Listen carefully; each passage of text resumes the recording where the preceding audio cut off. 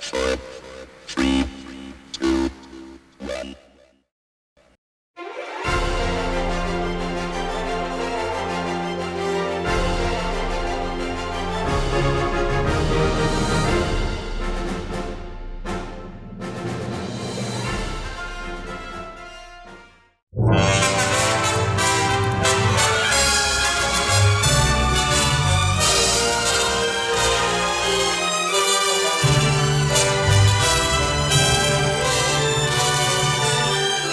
It's the first annual WJCU Hall of Fame Induction.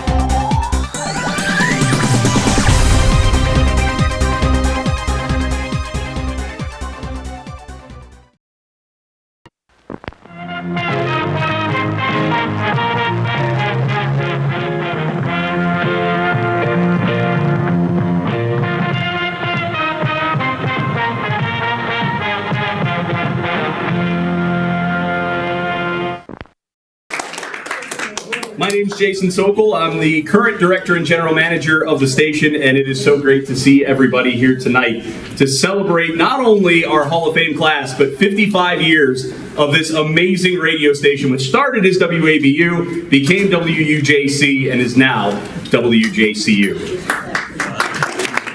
And it's amazing to think what started as a 10-watt station all the way back in 1969 has grown to what it is today, one of the premier college media programs, not just in the country, but in the entire world. And that's because of the contributions of all the people in this room. I did want to mention a few thank yous right off the top. First of all, thank you to our radio station board of directors. Many of them are sitting in the back. If you're on the board, can you please stand up and be recognized?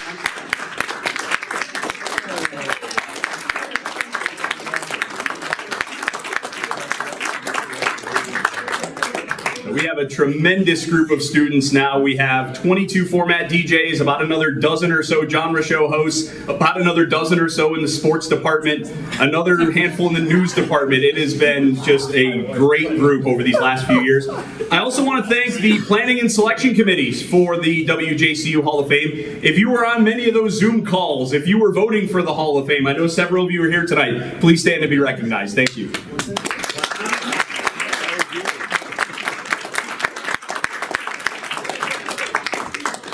For the record, Terry did not vote for himself. Just, lest anybody think there's any kind of funny business going on, there's none of that here. But we have done so much together over the last 55 years, and we've launched careers, we've made memories, and we've given countless students, it's probably into the thousands at this point, a place to call home on this campus. And I think that is probably the biggest accomplishment of WJCU, is we have given people a place that they can call home. There are people here who helped launch this station that have come home tonight, and we are so happy to see them. Most of them are sitting at tables 1 and 2. We're so happy to see them. There are people here that are in only their first or second semester of being involved in WJCU, and so we have all the eras here tonight. I did also want to shout out a lot of the things that have happened recently here on campus. I know I won't say who started the tagline, but he is in the room. We have picked up a little informal tagline of John Construction University with all the different things going on, the athletic wellness and event center that's going in, the dorms have been redone. There are projects all over the place on this campus that we're really proud of. We're also proud of what's going on in student media. You may have heard the term Blue Streak Media if you've been around a little bit. We are actually working together better than ever with our friends at the Carroll News, at JCU Studios, which some of you may remember as JCTV, with our PRSSA group and our speech and debate program. All those organizations that are under the Tim Russert Department of Communication are now working together under one umbrella. And so we're seeing a lot more cross-pollination between students so that they can get the skills that they need to go out into the real world. And in fact, that camera back in the corners is a part of that. We have been very fortunate to put about $500,000 into new video broadcasting equipment over the last few years so that our video facilities can be just as modern as our radio facilities and give our students a well-rounded education in digital media. So that's something we're very, very proud of here on campus. We're also very proud of the 50 national award nominations that we've won in the last 2 years, so I wanted to take time to recognize all those nominations. We've been nominated for 50 awards, and we've won awards like Best On-Air Personality, Best Community Volunteer Hosted Program or Personality twice, Best Promotions Director, Best Interview in the World in the International Student Broadcasting Championships, Best Audio Talk and Entertainment Program in the country, Best DJ in the country, Best Emerging Advisor, who cares? Put that on. Best Football Play-by-Play in the country in all of college radio, and just earlier this year, the Intercollegiate Broadcasting System recognized WJCU as the best small college radio station in America. Wow.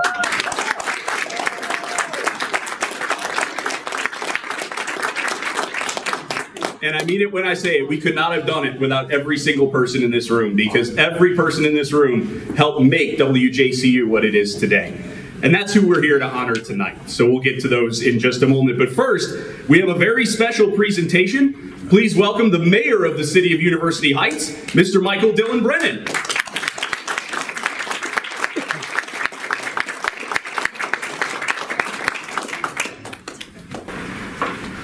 Thank you, Jason. It's so great to be in front of all of you for this auspicious occasion. This is, throughout the history of the city and the university, and I don't think I have to tell you this, it hasn't always been the best of relations, and that's something I've really tried to fix in the last 7 years since I've been mayor. When I became mayor of this city, there was a new president at that time. It was Dr. Johnson before Dr. Mikiak, and I said, look, let's just hit the reset button. I don't care about what happened before. He didn't either, and neither does Al Mikiak. And I said, look, past is past, past is prologue. We're moving forward. We're working together. I mean, I just heard this John Construction University thing. I'm going to have to use that. I know that JCU is going to be back before the Planning Commission next week on the South Gateway project, and they want an approval. And I hope we give it to them because John Carroll's in a growth mode. John Carroll's looking at the future, and we want to be a strategic partner as a city to make sure. John Carroll's our biggest employer. It's our city's namesake. We changed our name to University Heights in 1925 because John Carroll bought the property and planned to move here. I don't think he even knew what the name of the city was back in 1925. Does anybody know? No. I think it's Idlewood. Idlewood, that's right. We were Idlewood. Thank you for saving us from being Idlewood, John Carroll University. Anyway, on this auspicious occasion, earlier today, I signed this proclamation proclaiming WJCU Hall of Fame Day in the city of University Heights. So, whereas the city of University Heights celebrates WJCU 88.7 FM's 55th anniversary and inaugural Hall of Fame induction ceremony. Whereas WJCU 88.7 FM, John Carroll University's award-winning college radio station has made our city a home to excellence in broadcasting for 55 years and has provided a platform for student broadcasters serving as voices for the community. And whereas WJCU has nurtured countless students, alumni, and community members, giving them a space to hone their broadcasting skills and enabling them to make substantial contributions to media. And whereas on October 5, 2024, WJCU will celebrate this momentous occasion with the inaugural induction of Hall of Fame members, recognizing WJCU founders and Mitch Kapka, Mark Krieger, Joe Madigan, Bill Peters, Dan Paletta for their extraordinary contributions to the station's legacy. And whereas this inaugural Hall of Fame induction and WJCU's 55th anniversary not only honor the station's rich history, but also look forward to its continued service as a cultural and educational institution. Now, therefore, I, Michael Dylan Brennan, Mayor of the City of University Heights, Ohio, do hereby proclaim October 5, 2024 as WJCU's 55th anniversary, as WJCU Hall of Fame Day in University Heights, and urge all citizens to recognize and celebrate WJCU's enduring impact on our community and local broadcasting, in witness whereof I've hereunto set my hand and caused the City of the Seal of University Heights to be affixed this 5th day of October 2024, and on this same date delivered this proclamation to WJCU General Manager Jason Sokol at the occasion of the inaugural Hall of Fame induction day. So, Jason,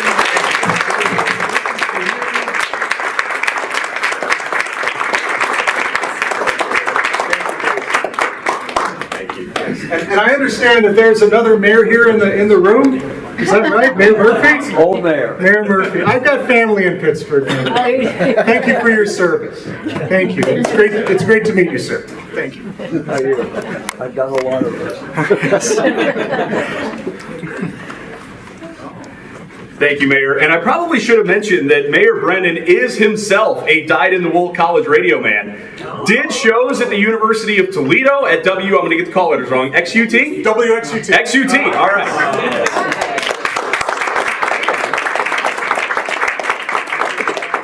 And did a great hour with us yesterday on WJCU in honor of World College Radio Day, which was yesterday, the worldwide celebration of college radio. The mayor came in and played all vinyl for a whole hour.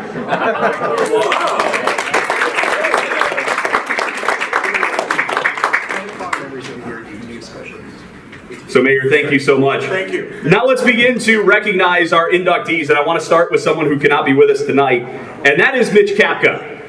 Mitch, many people know, and I had to laugh when I saw the summary of it in coolcleveland.com this week, where they just said, Mitch Kapka is, well, Mitch Kapka. Mitch was a host here for about 30 years, hosting shows like Heavy Metal Rendezvous and Kick Out the Jams. Mitch missed 1.5 shows in 30 years at WUJC and WJCU. That is an intense level of commitment to his listeners, to his show, and to us that we very much appreciated over those years. And I wanted to share something that someone wrote when they nominated Mitch. They wrote, Mitch, in his almighty quest for the ultimate riff, was infectious, powerful, and motivating. I can't recall how many LPs and CDs he, quote, forced me to look for at my local store, many times to the bewilderment of the staff. And then in parentheses, they wrote, Ancient Greece? Who are the Ancient Greece? Bonus points if anybody knows. Mitch was also truly informative and opinionated, sometimes within the same sentence. Saying things like, the Jimi Hendrix Experience was a band, people! It wasn't just Jimmy and his sidekicks. A true savant, a true original, a truly deserving Hall of Famer, and we agreed. So it is our pleasure and our privilege to induct Mitch Kapka into the WJCU Hall of Fame tonight. He couldn't be with us, but we wish him all the very, very best. He left the station in 2010, but we wish him well, and we congratulate him and thank him for everything that he did for WJCU over those 30 years.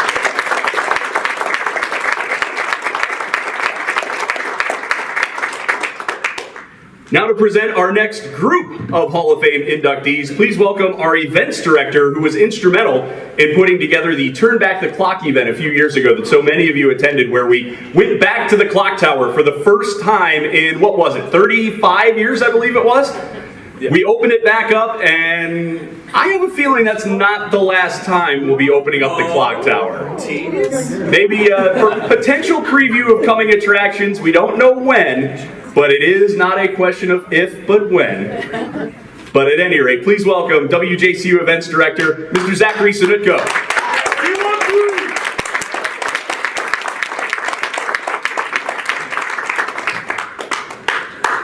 Thank you, Jason. Good evening, everyone, and welcome. It is truly an honor to stand before you on this very special evening as we gather not only to celebrate the 55th anniversary, but also to induct our inaugural class into the WJCU Hall of Fame. Tonight we reflect on the foundation of the station, its roots, its purpose, and most importantly, the people who made it all possible. Without their creativity, dedication, and passion of the individuals that you'll hear from tonight, none of this would have came to life. These pioneers didn't just imagine WJCU, they built it piece by piece, idea by idea, and song by song. For over a half century, WJCU has been a cornerstone not only for John Carroll, but also for the greater Cleveland community, from sharing the careers of future broadcasters to giving the voice to music stories and perspectives that might not have been heard elsewhere. WJCU is more than just a station. It's a platform, a classroom, and a community. Many of you remember WJC was known as WUJC, broadcasting from the old Clock Tower studio, as Jason mentioned, and we returned there a few years back for our broadcast, where we went through some of the incredible moments that shaped the station's legacy and more. I'm sure we'll hear some more of those stories tonight from some of our inductees. The broadcast was a tribute to our groundwork laid by the very people that we're honoring tonight. Outside the room we're in right now, we put some papers and some artifacts, including this one right here that I have, and I grabbed a few minutes ago. And if you guys haven't gotten the chance, I urge you to, after the ceremony today, go check it out. But there's some stuff in here, such as the original plans for the station and some letters, and this is from 1966 on something called a typewriter. I don't know if you guys know what that is. But yeah, so there's a whole bunch of stuff out there that you guys should definitely check out. There's old programs and station manuals and a whole bunch of stuff. So tonight we celebrate and induct our very first honorees into the WJCU Hall of Fame, the founders of WJCU. These names include, but are not limited to, the people that you're going to hear tonight and the people that are with us tonight. These are the trailblazers who shaped WJCU into what it is today. Their contributions did not just change the station, they influenced the entire broadcasting world, leaving a legacy that will be felt for generations to come. So without further ado, it's with great pride, respect, and admiration that we officially welcome these remarkable individuals, the founders of WJCU, into the WJCU Hall of Fame. Please join me in reminiscing on some stories and moments and celebrate the incredible contributions of their achievements. Thank you, guys.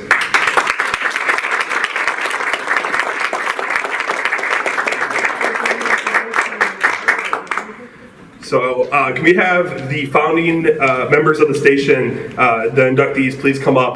You guys can have some time to say a few words, and we also have your plaques over here that we will be presenting you as well. So if you guys want to come up, I don't know if you want to do one at a time or, yeah. So However you guys want to do it is good. however you guys want to do it. If you guys want to speak one at a time, yeah, that's fine. Yeah. So yeah, you guys can come up, and then afterwards, once everyone's talked, we can present our plaques after that. Well, thank you, first of all. And second, I promise not to talk too long. Radio people, you know. I'm Milt Roney. I was the first director of the radio station.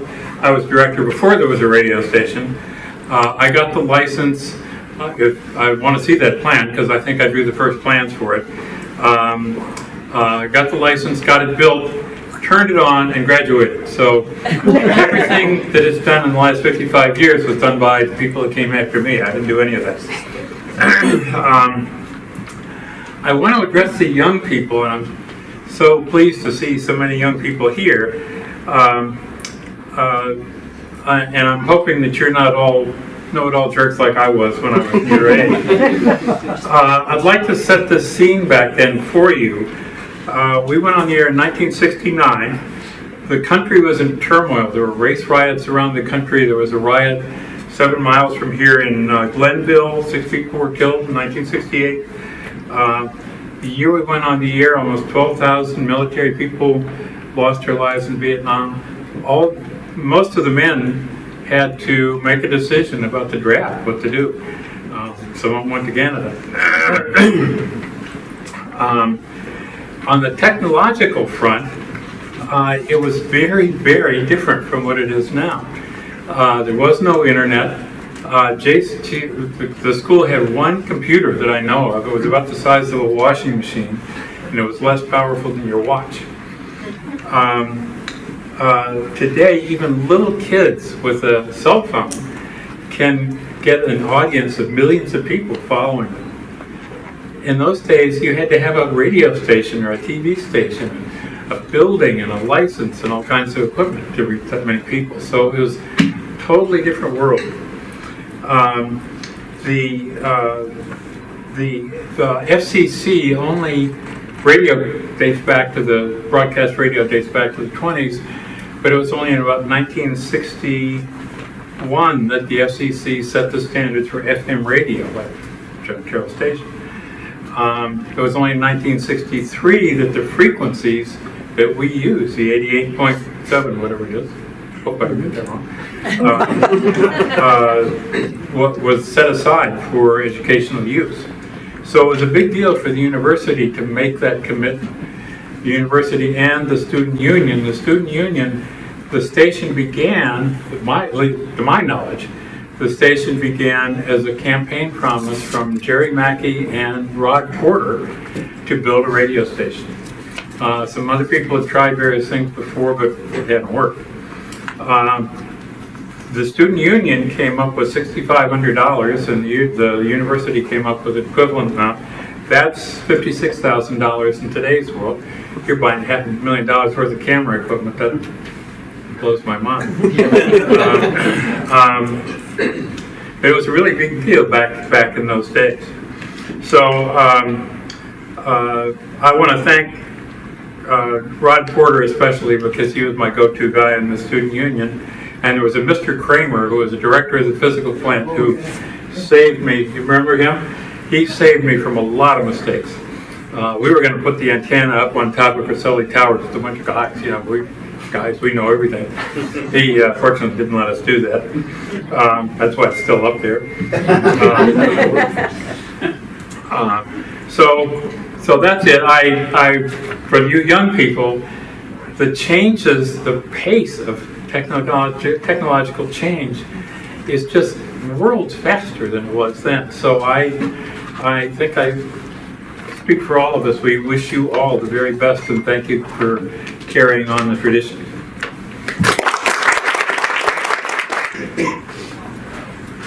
Good evening. My name is Bob Beta, class of 71. I was, I think, the third station director of WUJC. Took over in 1970 until I graduated in May of 1971. And I just want to thank Jason and the board of directors and the staff and the administration here at John Carroll for this. Looking back at the past, creating this very singular honor for us and establishing this Hall of Fame. We're really very, very grateful, very touched and moved. And I also have to say, absolutely, that I'm also very, very pleased. We're all very, very pleased to see that the seeds that Milt Roney planted and his team back then have found root here, found fertile soil at John Carroll, and have grown to be the magnificent station that WJCU is today. 1968, I was a sophomore here. Like many 18-year-olds, I really had no idea what I was going to do, where I was going. And I was walking through the ad building one day. We used to have all our classrooms back then. It was in the ad building, all of our student lockers. And I was walking through there, and there was a poster on the wall. The poster said, John Carroll Radio Club is having an open meeting for anybody who wants to join. It didn't say radio station, it said radio club. So I looked at it, and I thought, well, gee, you know, it must be a ham radio club, amateur radio. And I had built a shortwave radio when I was in high school. I thought, well, that would be kind of nice. I didn't have a lot of extra activities back then, so maybe I'd just kind of go there. And my uncle had a ham radio station in California, make a talk with him, my cousins every now and then. So I go to the anonymous door on the third floor of the ad building, go up these well-worn concrete steps to the original studios of the radio station. As soon as I open the door, I realized, no, this is a real radio station.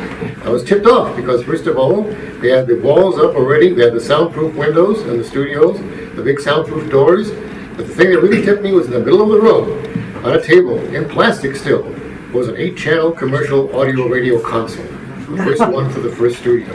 I looked around, there was Milt Roney, a man named Michael Alfonso, another one of my student classmates, Helmut Curling, I remember them, but we were just standing there, and I said, gee, this looks cool. And I guess the light came on. And I really, from that point on, I knew this was my thing, my destiny. It was the beginning for me of 55 years and counting of being in the fantastic, weird world of broadcasting. And I have those amount of grateful feelings to John Carroll and to the radio station for giving me this career, this purpose in life. And I also want to emphasize too that it's so important what you're doing today, especially with the seismic changes in radio the last even 25 years. When we started, 1969, all radio was local, period. You had local studios, local programs, local DJs.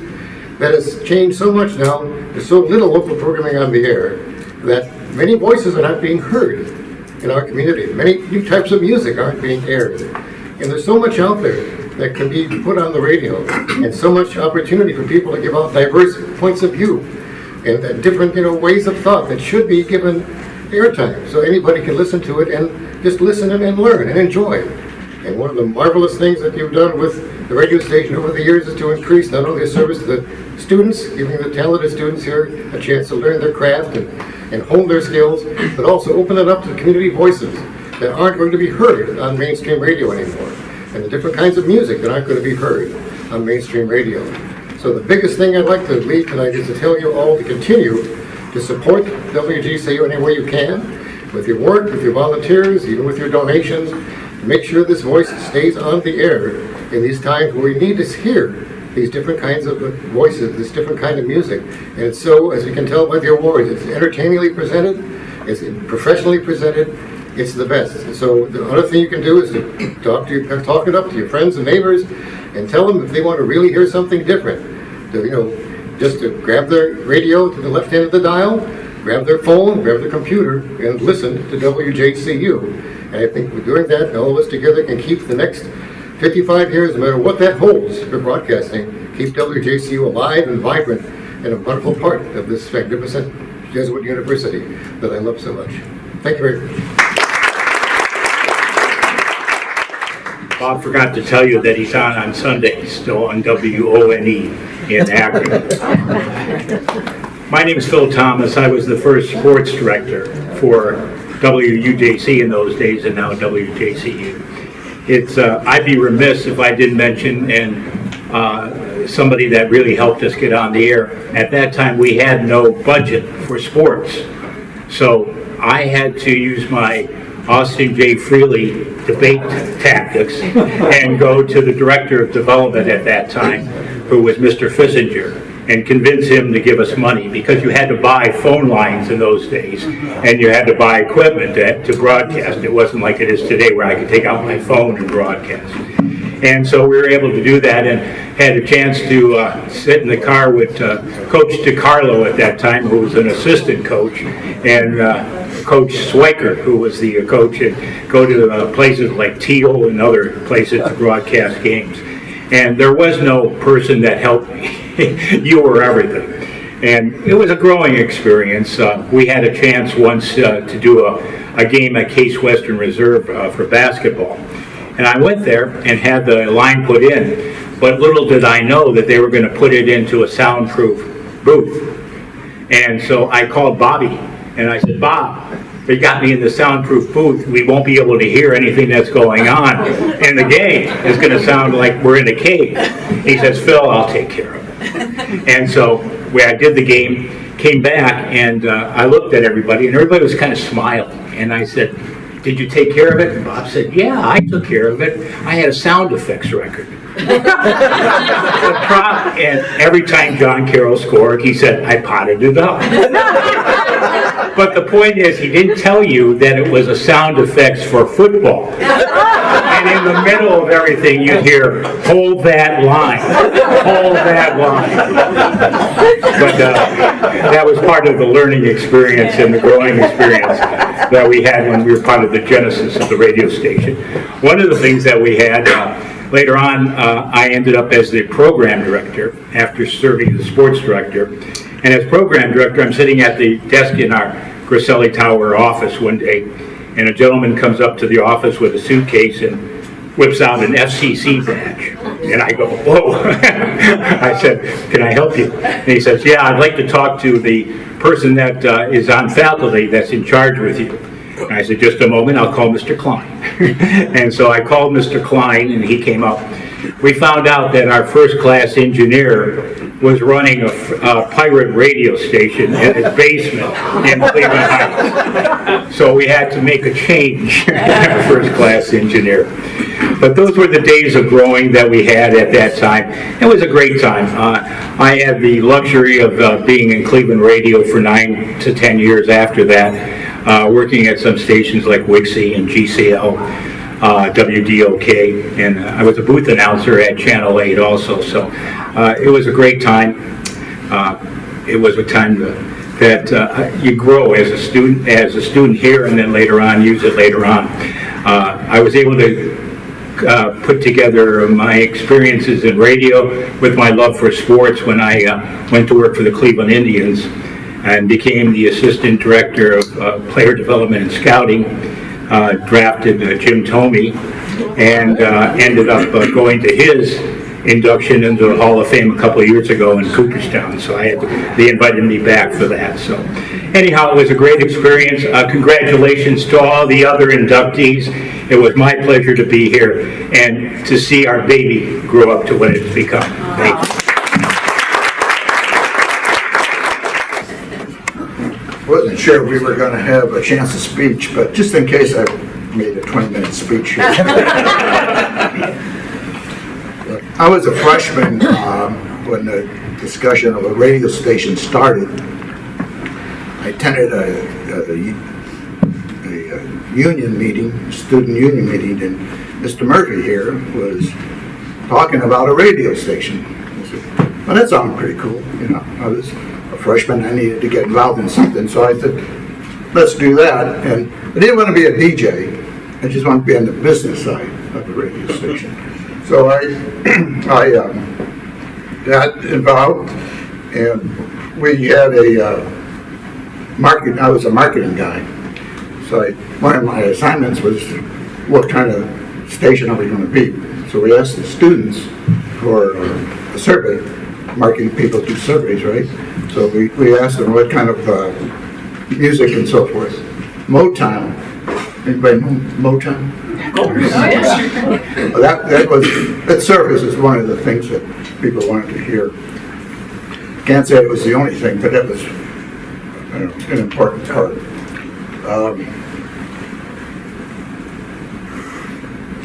in 1967, this was 65 when I got involved, 67, the station needed to start thinking about what records to play. We didn't have any. We were starting from ground zero. So one of my duties was to go out to contact stations or other stations or record labels and so forth to get some product so we could have some records to play. And there was a lot of new releases coming out at that time. Bands that I'm sure at the time were pretty strange. There were names like Blood, Sweat, and Tears, Fleetwood Mac, Three Dog Night. I mean, who ever heard of these people? And one of them was Santana. And there was another one called Chicago. They named the whole town in this band named Chicago. Just a short note in Chicago. I went to high school with the key guy in that band. And when that band was a garage band, I hired him for $50. He played at a church dance for $50. That was in like 64 or so. And by 67, they made big time. So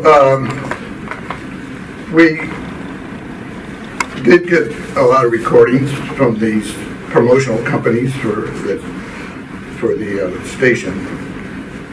By 1969, all the pieces of the station fell together, and we were able to air by Parents' Weekend.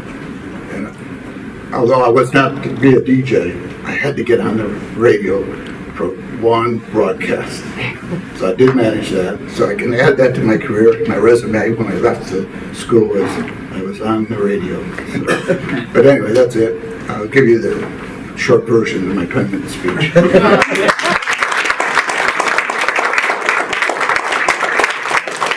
Okay. Hi, my name is Kevin Berman. I'm probably the youngest of the people here because I started school in 1969 here. Very eventful year. We let women live in the dorms, and which was very interesting. I mean, I didn't have an opinion one way or another. When I applied here, it was an all-male school, and 6 months later it was co-ed. But I got involved with the radio station early on. And it was probably the most significant experience I had at the school was being involved in it. I was a day hop, so I didn't, although I spent some time in the dorms if I spent too much time with the Rathskeller and the like. But Jeff Rogo, who unfortunately couldn't be here tonight, was one of the people also who was originally with the station. And his lady friend said one time, well, the radio station for you guys was like a fraternity. And I really think that's a true statement. It was more like a fraternity. We were always involved with each other, find out what's going on, doing things, and we kind of wrote the rules as we went along. I was the educational director for a while. I had primarily a talk show. We put in the subcarrier current, remember that? We broadcast just to the dorms on a separate carrier current on an AM frequency, which only went to the dorms, 4 of them at that time. So it was all different. And I had a couple of experiences I'll share with you very briefly. One was, and Phil reminds me of this, when the protests for the war in Vietnam were going on, hot and heavy, particularly after the Kent State event, I was on the air, and there was a concern that somebody would try to take over the radio station. So I had to stay up there and shut down the radio station and lock the door and all that. And nobody was ever very interested. The radio station was only 10 watts anyway. But it could have happened. But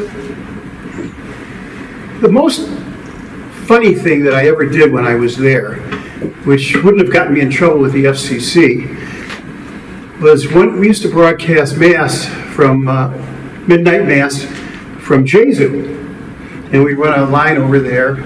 And for some fairly obvious reasons, I was not necessarily expected to go every year to that. And I was upstairs in the booth getting ready for the broadcast from Wjcu for Mass. They were playing some Christmas carols and some other music. And there were 2 people that I was close to who were, one was a senior and the other one maybe had graduated. Woman's name was Margaret Anderson. The guy's name was Bill Thomas. Maybe some of you guys are a tall guy. Became a dentist.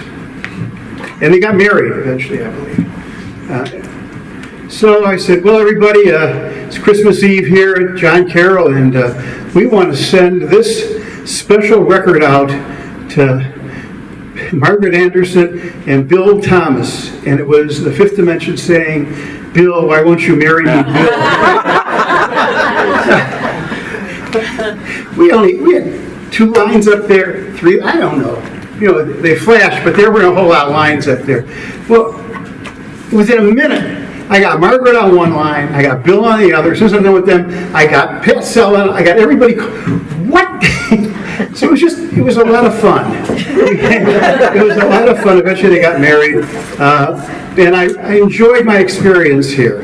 The other guys could talk about climbing up on the tower and doing all other kind of things, but I just really got a real great overall education at John Carroll. I am so glad that I went here and the friendship I made, and 55 years later, walking across the campus, I still feel like I'm home, and I just want to congratulate all of us for being here tonight. Thank you.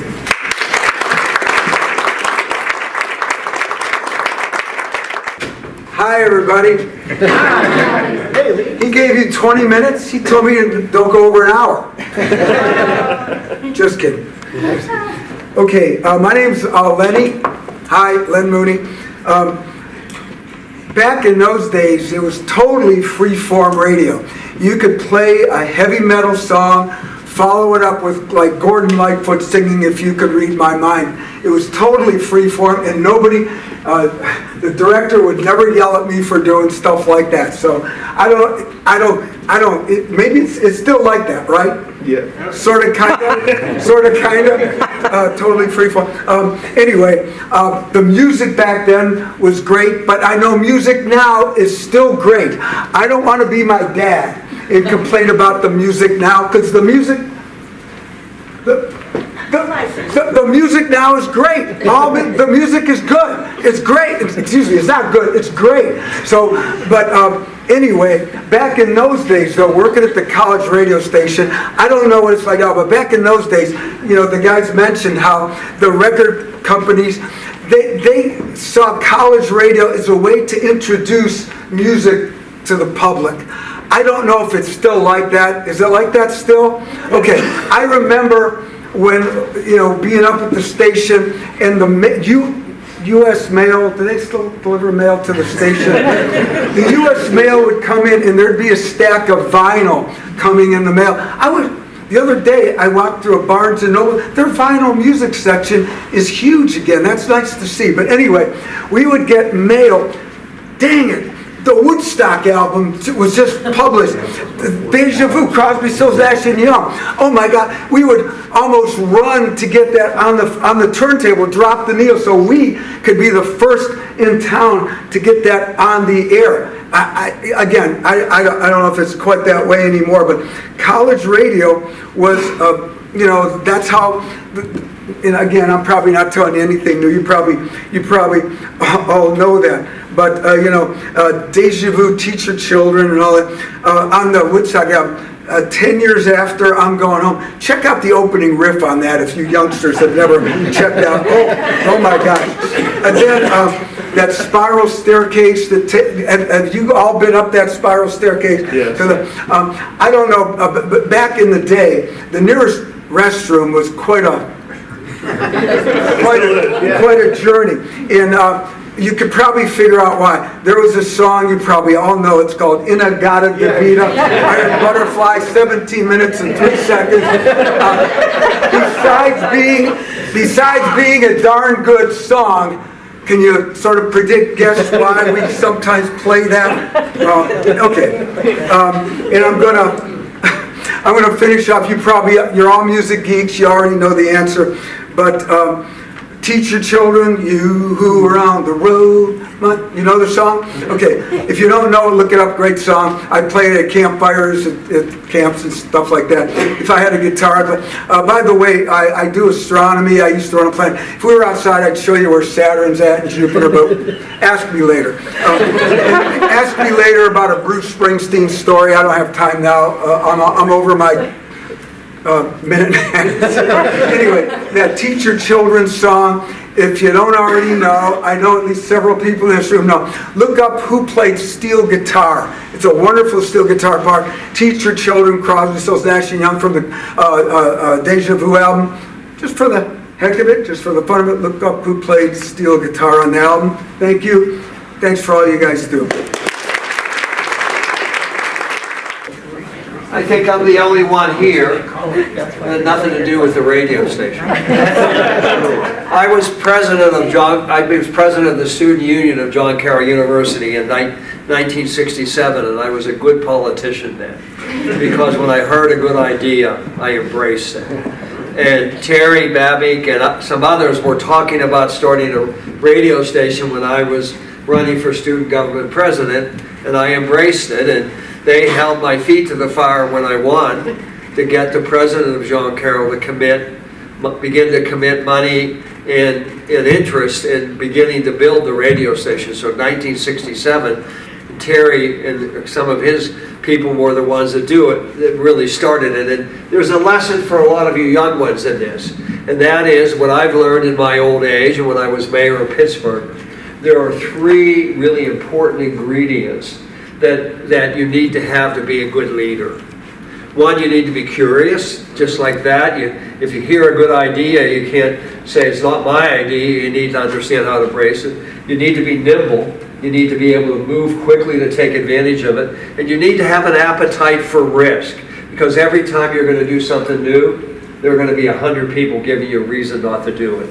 So all of you, young people, be willing to take risk and move this radio station forward. Good luck.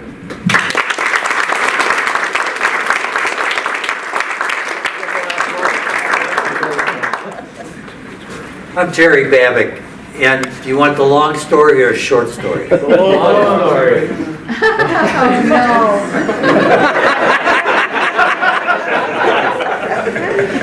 All right, here's the deal. There were a few guys in the communications department which was infantile in 63, 64, and 65. We were going downtown to work at radio stations. We were tired of that. So we thought maybe we could get a radio station on campus and save ourselves the trip downtown. Well, my dad was an engineer for the Ohio Bell Telephone Company, and he said, oh, getting a license is going to be easy. No sweat, we'll help you do it. We do it all the time. You know, we're working on this microwave stuff, and anyway. So I was convinced that it was going to be no trouble at all. Well, that was not quite right. I think what my father was doing was saying, I'm going to tell you it's easy so you don't quit. And we didn't quit. We convinced Tom, actually. Tom took the ball and ran with it and decided that that was a great campaign promise to get a radio station on the campus here. And took it to the university, got them to approve it, got them to say that they would pay half of the cost. The student union would pay the other half. I think we had a little personnel tax. Everybody contributed a little bit of money to raise the money for the radio station, and everybody did a great job with that. I got so involved that I got academic warning in the fall of the semester prior to me graduating. So I said, well, maybe I'm doing a little bit too much.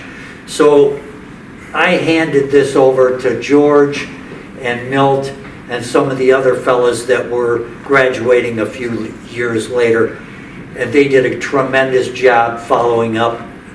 And I wanted to thank everybody for the opportunity to be inducted into the Hall of Fame I apologize for not knowing the names of the other fellas that were involved with me. I cannot remember their names. I'm sorry about that. They should be recognized also. Maybe I'll remember in the future. I don't know. But thank you so much, and continue to do what you're doing well. I must have been those words I should have. You want to know what the words he had me do? My husband Tom had his show was at 7 in the morning. Now, I don't know who is listening because nobody's up at 7 in the morning when you're in college, right? And I lived on the west side, so I never could hear because it was only 10 watts, right? But he was convinced that I should record something to kind of start it. And it was, "You're waking up with Tom Costello." I thought that was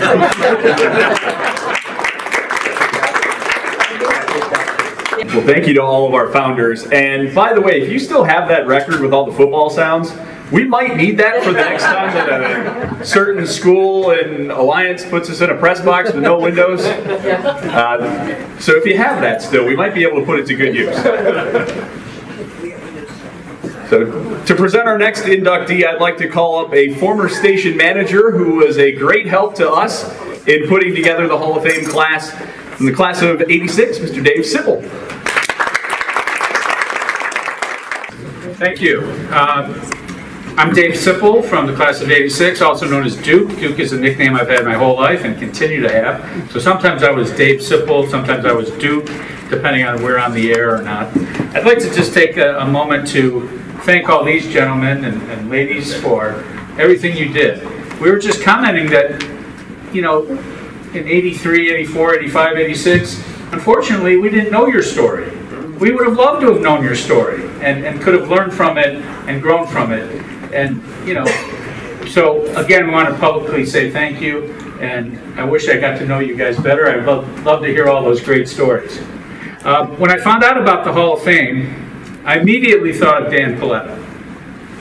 And so it's with great pleasure that I was able to be asked to be here tonight so that I could help introduce everybody else who may not know Dan and know his story. So I was the station manager in 1986, mostly because I was a business management major, and I thought that would make sense after being at the radio station second half of freshman year, every day sophomore year, every day junior year. Like someone else said, this was our fraternity.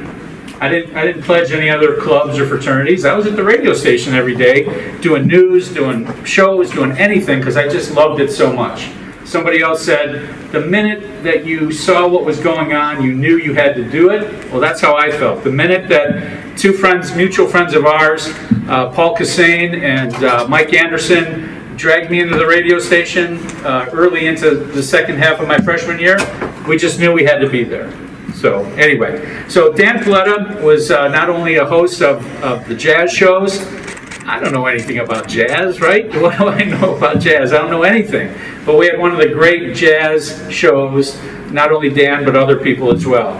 And then for those of you who don't know, Dan was the program director, I think junior year, the assistant program director. So not only was he doing these great shows, but he was volunteering his time to help run everything. And also our good friend John Bruning is here, who is the operations director. So it was kind of a three-headed monster, right, that we were all getting everything together. We're known for two things. One, we were the class of the century, 1986, right, because Ignatius started in 1886, and then so we got to be the class of the century, which was a lot of fun because we could get money from the school to throw parties until they kind of figured out that we were just buying 3-2 beer and parties for no good reason anyway, right? But probably our biggest footprint was that we moved from the Griselli Tower down to the Recplex. So over winter break, as I remember it, I don't know if anybody in this room was part of that. Mark, were you part of that move from an engineering standpoint? Not.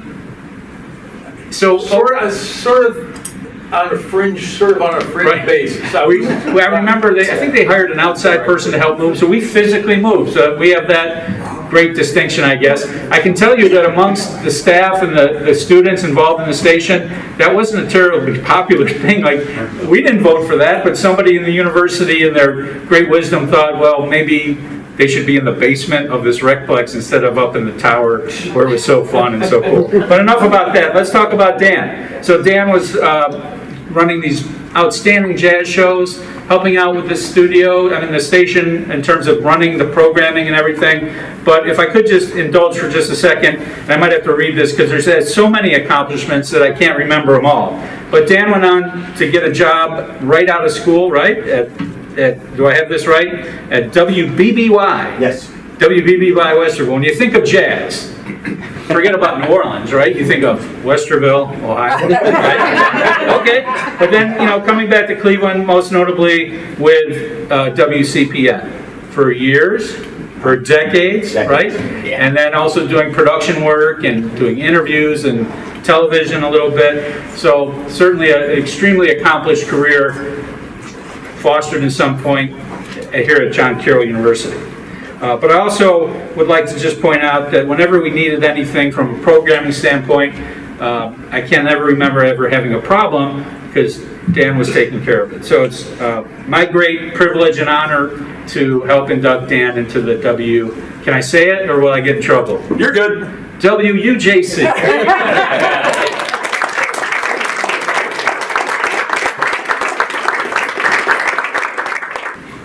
Thanks very much. I can't begin to tell you what an honor this is to be part of this class. Congratulations to the founders, guys. Those stories were great. We got to hang out. That's good stuff. Thank you to my classmates, John and Dave, for helping put this forward, and the committee, of course, for including me in this class. Congratulations to my fellow inductees, Bill Peters, Mitch. Those guys set the standard when we were students at John Carroll, how you do a show. You be prepared. You don't just come up with a stack of CDs and just kind of wing it. You were ready to do what you had to do.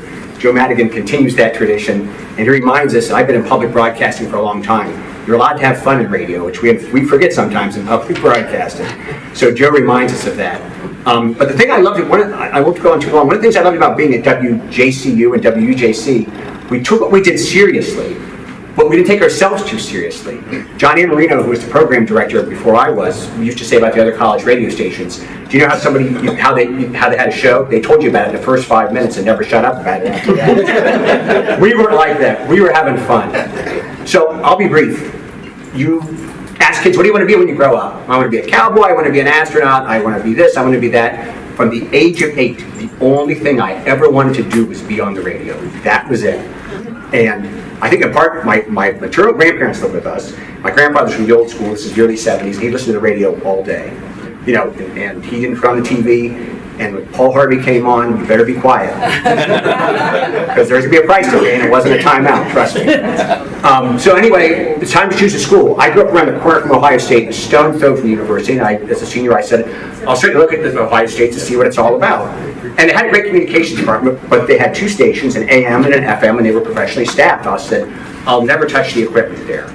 My good friend Mike Lump, who was a graduate of John Carroll, went to the same high school as my brothers, and he was at Carroll. He says, you've got to come to Carroll. He said, we have a radio station there.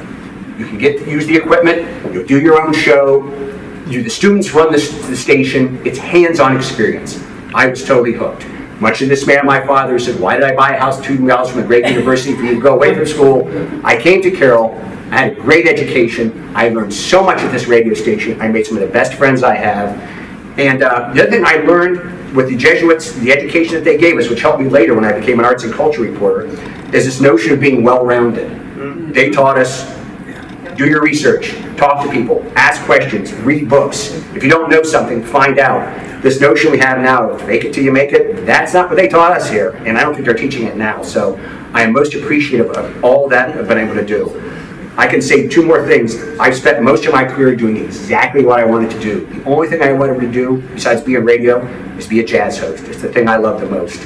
And I've done that most of my career, so I'm eternally grateful. And I'll say one other thing about college radio. I think in 2024, even more than when we were there, it is so important about the new music that you guys present. And I put on WJCU and I hear Korean music, I hear rock and roll, and I hear all this stuff, and I think I go up to Don, I'm like, oh great, another version of Jack and Diane or We Will Rock You. It's like, please, no more. So you guys are keeping this tradition alive, you're moving it forward, and I can't begin to congratulate you on all the great work you're doing. People tell me all the time that WJCU is the radio station they listen to, people our age, because they want to hear something fresh and something different. So I'm most appreciative of this honor. Thank you very much. And I have to thank one other person before I do this. My career came from WJCU, but the most important thing that happened to me, I met my wife at the station.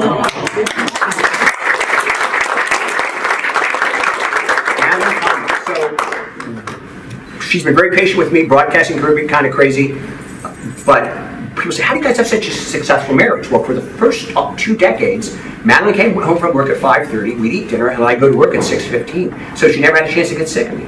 Thank you very much.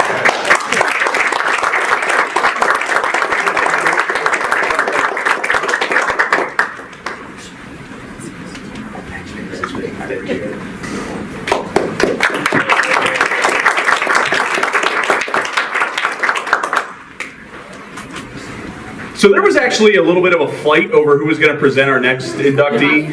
We had a little bit of an argument at our most recent staff meeting. The person who won the argument won it because the other person couldn't be here. I was going to let you both do it, but one of them couldn't be here. Holly Duns couldn't be here. Those of you who listen know her from Beautiful Mess. Unfortunately, she couldn't be here tonight. The person that was fighting her over the honor, you were both going to get it. I was going to let you both do it. I was ready to. It's been compromised. Is the current host of Matt's Gamut on WJCU. He is also an adjunct instructor at the Tim Russert Department of Communications here at John Carroll. Mr. Matt Rebar. So you might be wondering why I'm wearing shorts. I have to DJ at 10 o'clock tonight. So, full circle moment a little bit. So when students arrive at John Carroll to pursue communications as a major or as an interest, right, we're awkward, eager, excited, unsure. And for 13 years, Mark Krieger was the bulwark who shepherded them into WJCU. Krieger started at John Carroll in 2004, and fun musical fact, right, as well as music. The number one song of 2004 was Yeah by Usher, featuring Little John and Ludacris. And it's not ludicrous to say that Mark Krieger ushered in a new age for WJCU. Yeah? Yeah! Now, in 2004, WJCU was like me after a long night out, in desperate need of repair and resuscitation. That will be me later. Now, back then, he saved WJCU from hundreds of thousands of dollars by building and designing new technology, including rebuilding the transmitter facility and increasing the power of the station. That happened by 2006. The number one song of that year was Bad Day by Daniel Porter. It's the song they play at American Idol when people leave, remember? And safe to say, those were not bad days for WJCU with Mark Krieger at the helm. Krieger rebuilt the on-air studio, a production studio, transferred the music library of over 18,000 CDs, and for tables 6 and 7, CDs or compact discs are a portable storage medium that stores, records, and plays back digital data, usually in the form of music videos and software programs. So there you go, we're helping you learn tonight. And that alone, by the way, converting all those CDs actually had enough space for a second production studio, to which Krieger said, quote, was satisfying. End quote. Krieger bought PCs, installed networks, updated 8 servers, ran fiber optics through the campus, and to this day I still don't understand fiber optics, so I'm sure Krieger afterwards can tell me more about that. And while we're celebrating Krieger's work with WJCU, we cannot forget that Krieger spent a lot of time teaching generations of WJCU students. Krieger's favorite class to teach was audio production, and let me tell you, that was the class that really kicked off my passion for audio production. Oh, I used it twice, parallelism. And Adobe Audition is still my favorite Adobe suite to this day. I pay $32 a month for that. So thanks, Krieger. It's a tax write-off, so it's all fine. To call him just a WJCU Hall of Famer is an understatement, because he spent so much time on this campus really shaping the department of the Tim Russert Communications, the academic program review. And by the time he left in 2017, the number one song of that year being Ed Sheeran's Shape of You, we were really devastated. When you retired, you left a Mark Krieger-shaped hole in the door when you left. Now that one was a bit more of a reach, but you can't win them all. Krieger calls radio the original social medium, and while anyone over the age of 25 in this room has strong opinions on radio and its future, when we gather at WJC, we're all about, radio these days! I mean, and I do it too. I'm, 29. We all share a bond over the glorious, intricate, personal connection that radio brings, not just to us in this room, but to communities and to people outside of the radio booth. Whether or not we just enjoyed music, maybe we enjoyed live concerts, maybe some of us, not me, enjoyed engineering itself, right? That was a beginning point, and people like Mark Krieger were those who started that beginning point.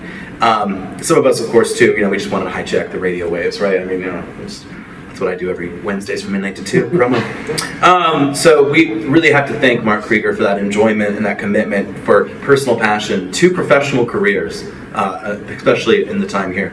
The year now is 2024, and arguably the hottest song of the year is Espresso by Sabrina Carpenter, in which she claims, "That's that me espresso." But Krieger is more like a cup of warm tea. Reliable, easygoing, and a nice standard warmth during his time here at WJCU. It's fair to say that WJCU would not be where it is today without this man, so please honor with me Mark Krieger. Thank you, Matt. And I want to thank everybody here tonight for. This came as such a big surprise. I'm in the Hall of Fame. Wow. I also want to thank or congratulate, actually. A number of these inductees are people that I worked with here at John Carroll. Joe Madigan, who I saw earlier this year at his birthday party, his 40th birthday party. Joe, you were a sophomore or freshman? I was a sophomore. Okay, you were a sophomore because you were doing your show. Joe was doing his show was 2 to 4 in the morning, or was it 4 in the morning? 4 to 7 a.m. Yeah, 4 to 7 a.m. Joe was playing those hits from the 1960s. And, so that was such an incredible experience. Bill Peters, who, by the way, I was here from 2004 to 2017, but what a lot of people here don't know is my WJCU connection, WUJC connection goes back a lot further than that. Okay. Unlike everybody else who's been up here tonight, I didn't come to radio through the radio station here at John Carroll and was never a student here. I was just a punk on the west side, lower west side, graduated from West Tech High School in 1973 and I was a techie. I said, I want to do radio because in senior year of high school, we toured WGAR, and that was a laid out operation. At the time, AM 1220 was just a major top 40 radio force in Cleveland, and I got to tour that place, and they had studios, and they had tape decks, and in the back room, they had a 50,000 watt flamethrower, and I said, oh, I want to do it. Yeah, let me in there.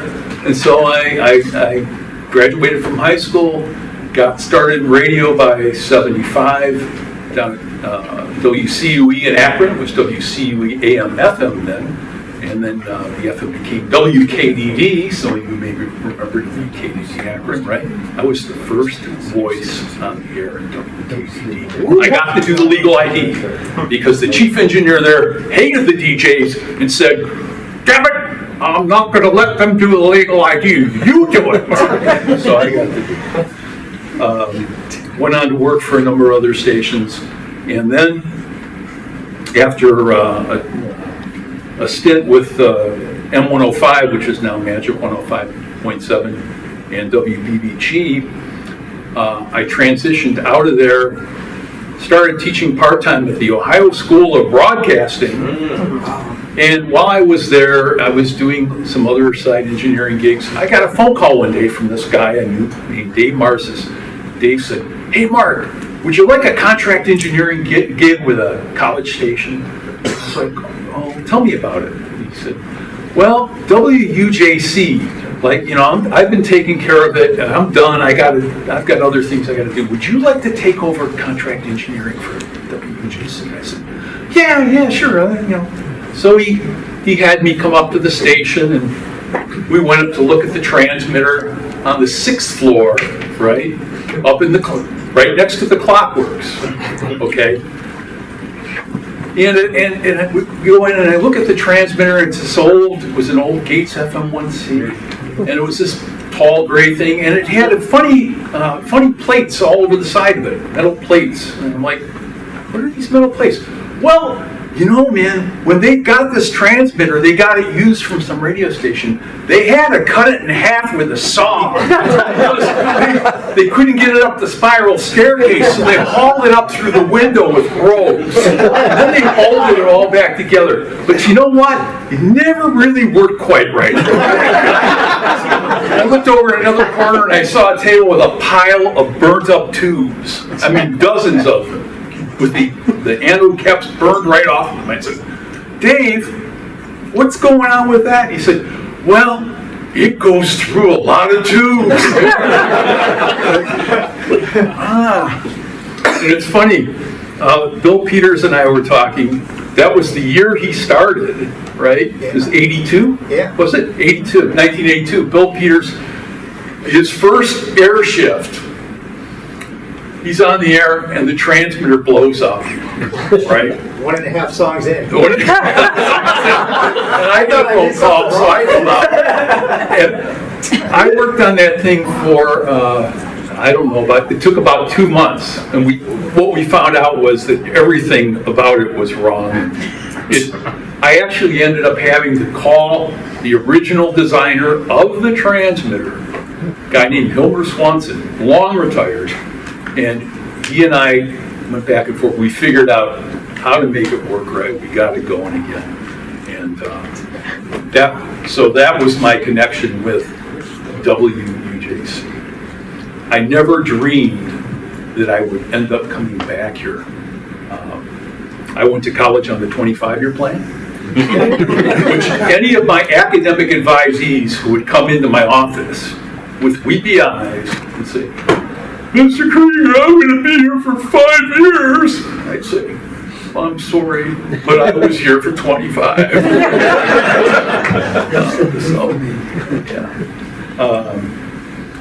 In 2004, the opportunity came up. Dave Riesick called me. I knew Dave because I had come in and put in a transmitter. In fact, I also installed an antenna back in the early 80s for the station in a snowstorm. So I was up on the tower with my safety belt. No 5-point harnesses then. And hanging the antennas. We didn't have safety belts. Jackie, Dr. Schmidt used to always tell me, and those kids went up on the tower with de-icer. They found out about it, and there was trouble. And I was really fortunate to be able to come here and take the position as director and general manager. And yeah, we did a lot of rebuild during that period, and it was fun, and it was interesting, and the best part of it was that I had all these wonderful young people to work with.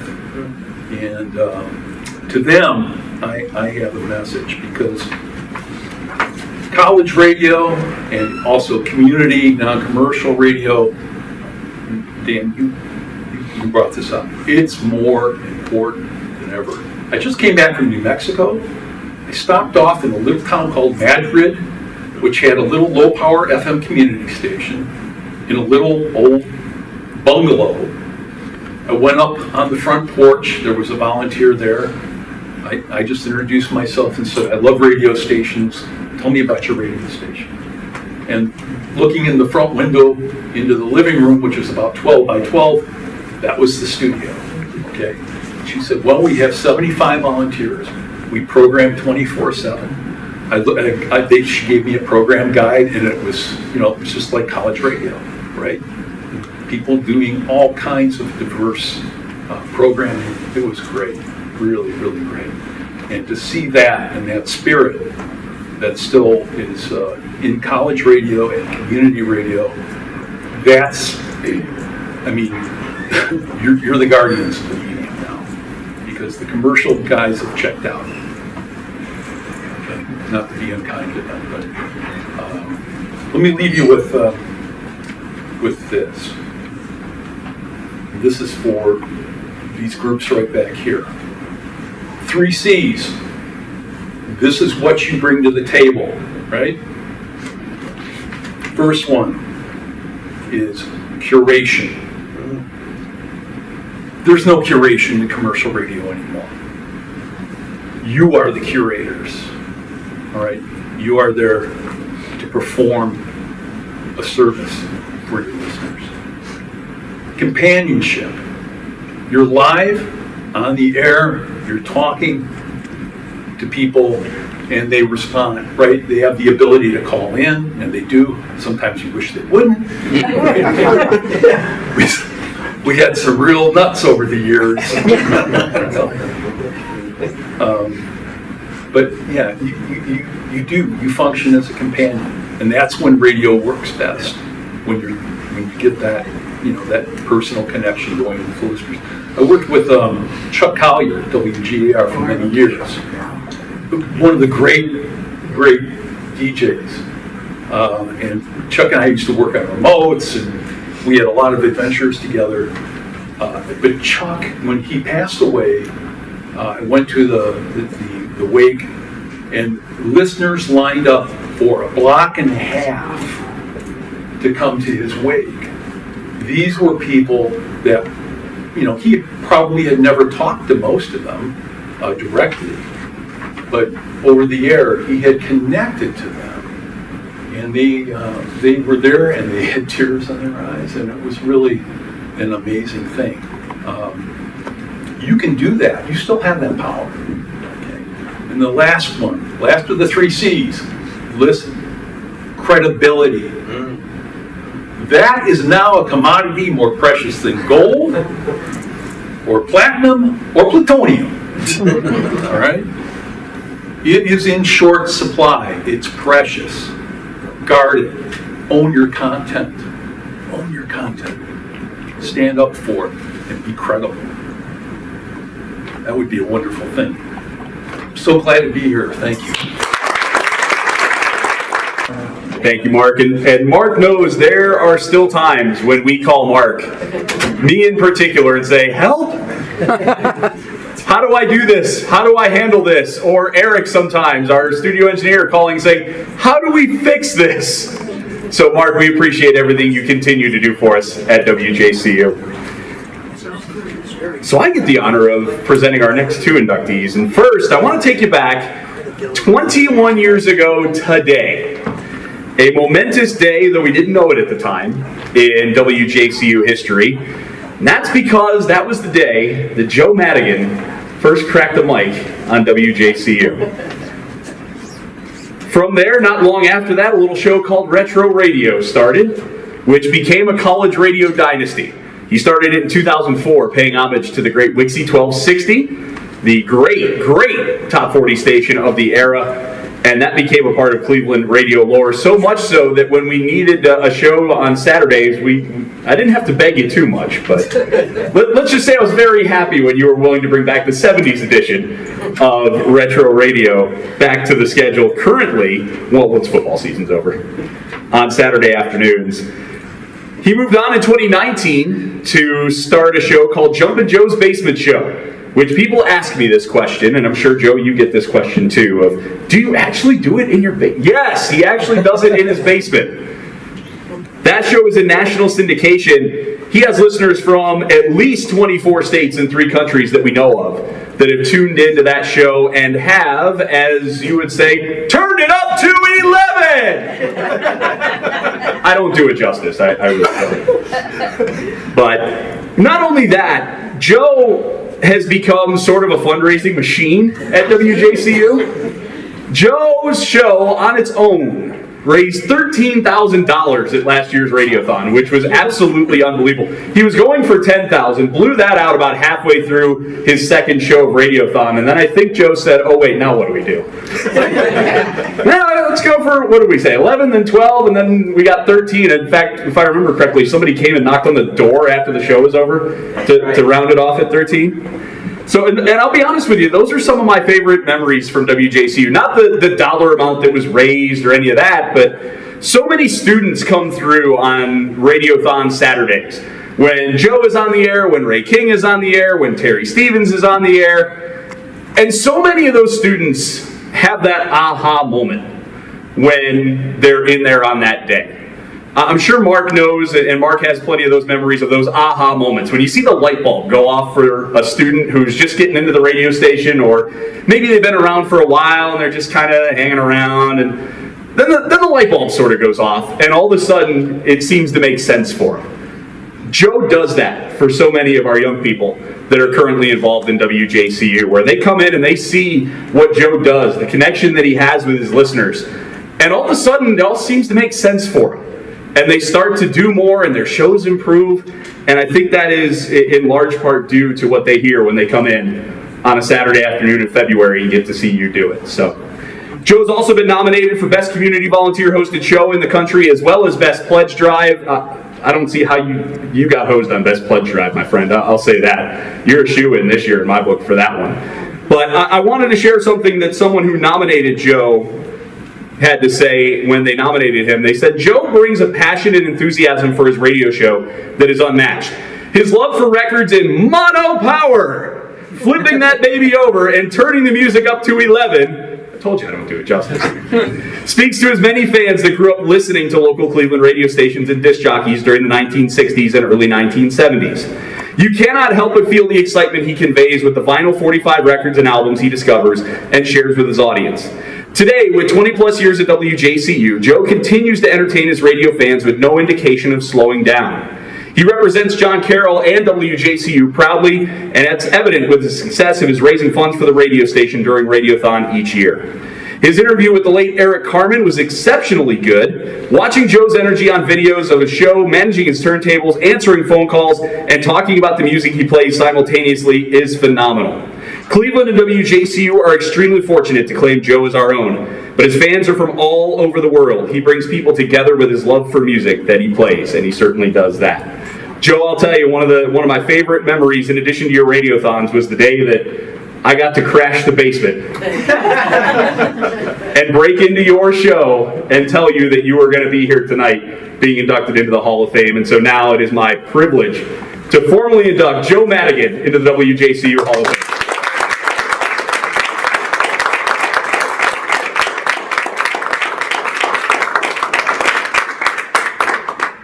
It's a bit surreal. Hotline. Better answer it. It might be the phone. Thank you, Yogi Berra. 21 years ago, on October 5th, 2003, I introduced myself for the very first time on the air on WJCU. I was a shy and nervous 19-year-old freshman at John Carroll University, but I was excited to be on the radio. I never imagined that exactly 21 years later, I would be inducted into the WJCU Hall of Fame. I grew up in St. Louis, Missouri, but since most of my extended family lives here in Ohio, we would come up to Cleveland a few times a year. In fact, I met Dr. Finucane and her kids long before I came to John Carroll University because my great-grandfather lived right next door on Loyola Road. In the fall of 1997, my dad, my Uncle David, and I were cleaning out my great-grandfather's attic, and we came across my uncle's old record player. And on the dust cover was a round, yellow Wjcu 1260 sticker. And my uncle pointed to that sticker and said, "That's the radio station everyone listened to when we were kids." He then told me I could keep the record player. While the record player could play LPs, it was specially designed to play 45, so of course I needed to go out and find records to play, which I started collecting before it was considered to be cool. A few years later, I was in the car listening to Oldies 103 in St. Louis, and the DJ was lamenting about being stuck in the studio on such a nice day. This was obviously when DJs were live and local on commercial radio stations. And I just remember thinking about his comment, and I remember saying out loud, "Dude, why are you complaining? You get to play music and talk to 500,000 people on the radio. You've got the greatest job in the world." And that's when the light bulb went off. I said, "Hey, I think I'd like to be on the radio." In October of 2002, I toured John Carroll University, and I vividly remember seeing the studio for the very first time. We were walking down the hallway, and we stopped at the window that peeked into the studio, and there was this tall, lean, long-haired guy with aviator glasses queuing up a record, and I remember thinking how cool it was watching this guy. And that was by far the best part of the campus tour. That DJ in the studio who looked as if he had just time traveled from 1982 was none other than WJCU Hall of Famer Mitch Kapka. When I came to John Carroll for freshman orientation in the summer of 2003, I snuck away from all the corny activities that were going on, and I went to the radio station, and I knocked on the door, and I said, "Hey, can I see the studio?" And they said, "Sure, come on in," and they let me hang out in the studio. And it was just so cool to be there. WJCU is definitely where I wanted to be. So that fall, I did the DJ training as an apprentice on a show called Vinyl Venue with John Baryak, which was the perfect match for me because not only did we play records, but John pretty much allowed me to take over the show, which was great because I learned a lot that way. And in November, I recorded my demo and submitted my application for a show. Now, I wanted to do an oldies show, but not just any oldies show. I was trying to figure out how to make a show unique and stand out from all the others. I didn't want to play the same 300 songs over and over again. And that's when I remembered the Wjcu 1260 sticker on my record player. So I Googled Wjcu 1260, and I found Dan Exton's website that was devoted to Wjcu 1260. He had links to recordings of Wjcu 1260 and copies of the Wjcu 60 survey. I had no idea that Cleveland had their own version of the Billboard Hot 100. And that really opened up my world because I discovered songs that I had never heard before. Then I listened to a 1966 recording of Jack Armstrong on Wjcu 1260, and that's when I came up with the idea for retro radio. I still remember the staff meeting in November of 2003. We were all at Pizzazz, and the director in charge of programming went up to each of the new DJs to tell them when their on-air shift would be. Now, most of them were on 3 to 5 a.m. or 5 to 7 a.m. I didn't care what my time slot was going to be. I just wanted to be on the air on WJCU.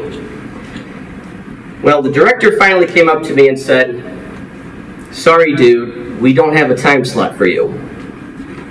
So I'm sure you can imagine my disappointment, but it also turned out I was the only one who did not get a time slot.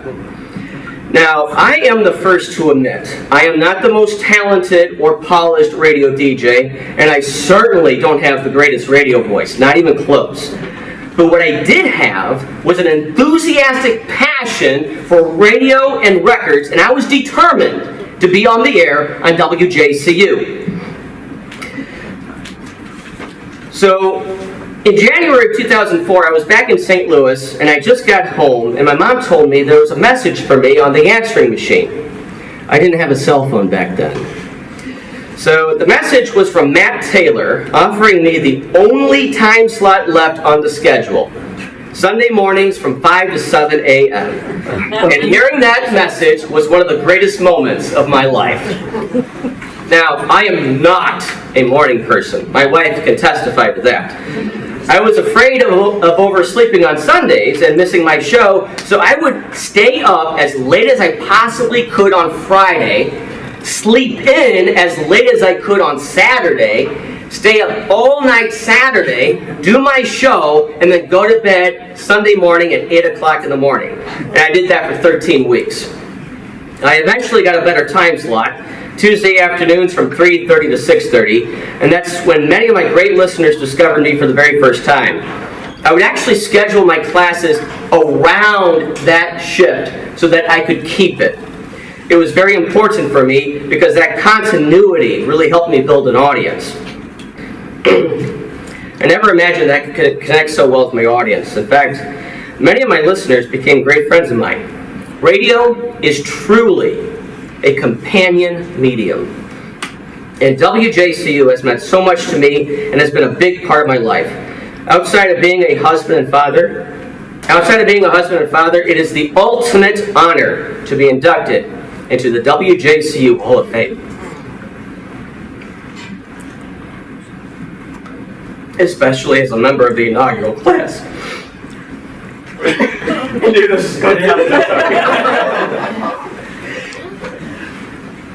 I mean, I get to be inducted with the founding fathers and with Bill Peters and Mitch Kapka. I mean, Mitch Kapka and Bill Peters were already legends when I got here in 2003. Because WJCU means so much to me, Radiothon is a big deal for me each and every year.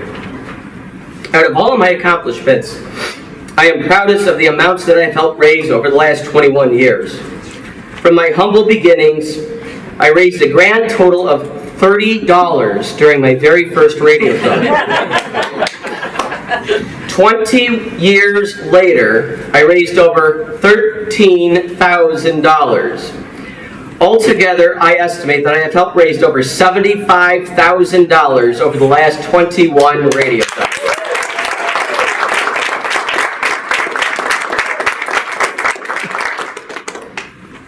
WJCU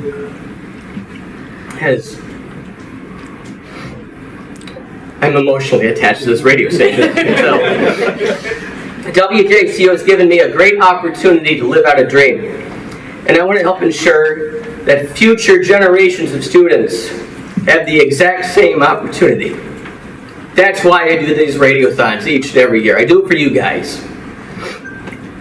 And I stress that I helped raise the money because I could not have done it without the greatest listeners in the history of radio. In fact, I did not get here on my own. There are so many people who have helped me over the years, and I want to take this time to thank some of them. First of all, I want to thank God and for all the tremendous opportunities and for the people He has brought into my life. I thank my family, especially my parents. They're here tonight. They drove up from St. Louis to be here, and I thank you for your love and support and encouragement over the years. I thank my beautiful wife Amanda for her love, her support, and understanding. Many of our children, who also enjoy listening to records, wanted to be here tonight. But as a consolation, I told them that I would give them a shout out. So a special thank you goes out to my children, Molly, Edith, Charles, Margaret, Peter, John, and Timothy.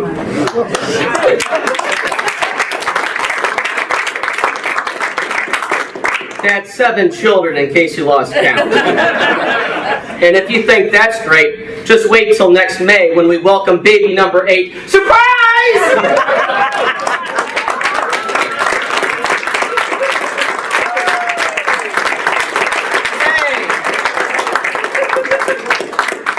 One of my radio philosophies has always been to be unpredictable, and that goes for Hall of Fame speeches too.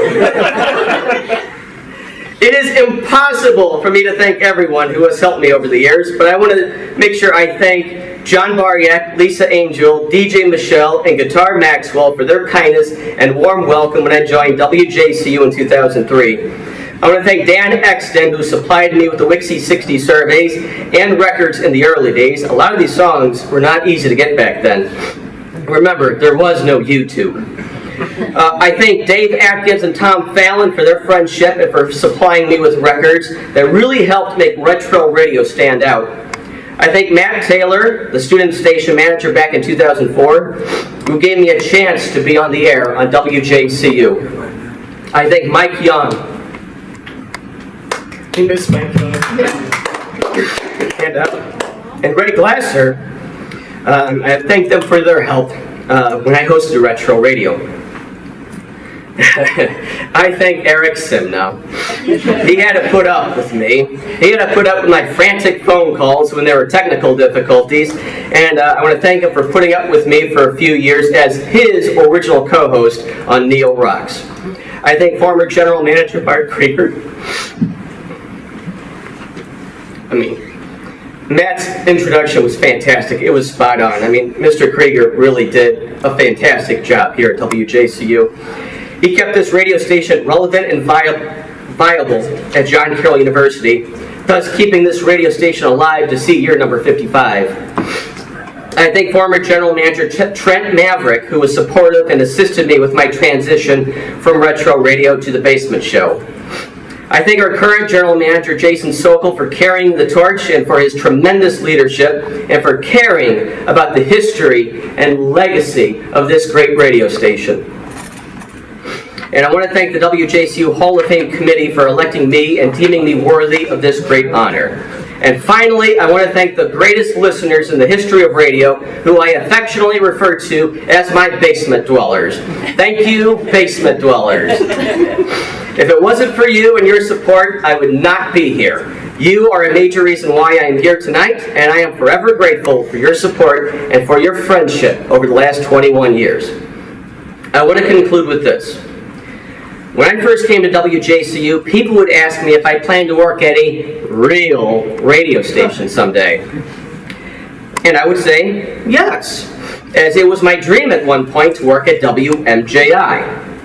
As time went on, I realized that I would never have the creative freedom or the amount of fun at any commercial radio station. So later, when people would ask me if I planned to work at a real radio station, I would answer, I am at a real radio station, one that reaches the minds and hearts and souls of listeners in Cleveland, Ohio, and across the globe. And I can't imagine being at any other radio station except for this one, WJCU. You can clap that.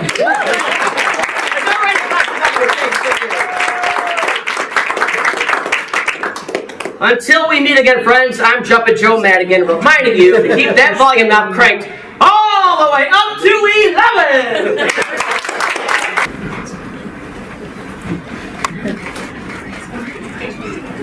Thank you. Thank you, everybody.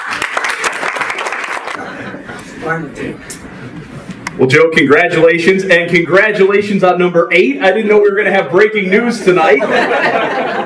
We should have brought the editor of the Carroll News and member of the Basement Club, Grace Sherman. Can somebody from 6 or 7 text Grace and let her know that we have some news to report? So, thank you. A couple more things before we wrap up. First of all, I want to thank Parker Steining, the caterer here at John Carroll, for the delicious meal tonight. So thank you to them. I'd also like to thank our university administration, because as many of you know who follow college radio, it doesn't work without a supportive administration, especially in this climate in higher education where budgets are tight. So I'd be remiss, and they couldn't be here tonight if I didn't thank the chair of the Department of Communication here, Dr. Brent Grossman, the Dean of the College of Arts and Sciences, Dr. Rodney Hessinger, our Associate Dean, Dr. Lisa Schoaf, our Academic Vice President, Dr. Bonnie Gunzenhauser, and the President of John Carroll University, and a former WJCU guest DJ, Dr. Al Nikiak. So thank you to them. We did have a couple Hall of Famers, a couple of the founders who could not make it tonight. We do have plaques for them we'll be sending out, and we will honor them the next time they can come. One of them couldn't make it, lives out of town. The other one is in Spain at the moment. And I think there are more that we're still trying to make contact with and reestablish contact with. So as we find those folks, we will bring them to future dinners. We are going to keep doing dinners like these in the future, so we will make sure that they get honored when they are available. I know Emily asked for a group photo with all the inductees. If we could get one real quick here at the end. Also, I suppose if anybody wants to see the current station, we could probably open that up. It's just down the hall. So if anybody wants to see that, flag me down, flag a director down. We'll go down and unlock the studio for you so you can see that. But thank you for a great night. Thank you for everything you do. Long live WJCU. Thank you so much.